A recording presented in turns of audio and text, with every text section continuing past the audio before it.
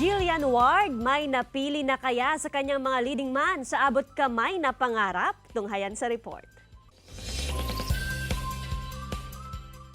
Sino ba talaga kina Regan, Harry, Nico at Doc Lindon ang napipisil ni Jillian Ward para kay Doc Annalyn Santos ang kanyang karakter sa hit afternoon series na Abot Kamay na Pangarap? Ayon kay Jillian, iba-iba raw talaga ang feeling sa bawat eksena niya sa tatlong leading man. Pero pabiro niyang sinabi, merong isa na espesyal sa kanya. Pero nahihiya raw siyang aminin. Sa halip, sinasabi niya sa mga fans na sila na lang bumoto at mag-comment below. Mapapanood si Jillian sa Abot Kamay na Pangarap tuwing hapon sa GMA series.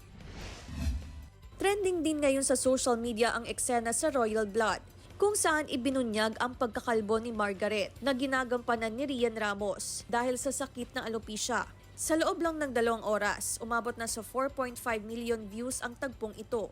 Umani ng iba't ibang reaksyon mula sa manonood ang panibagong revelasyon na ito sa Royal Blood, kung saan ani ng netizens. Ramdam na ramdam nila ang sakit na nararamdaman ni Margaret.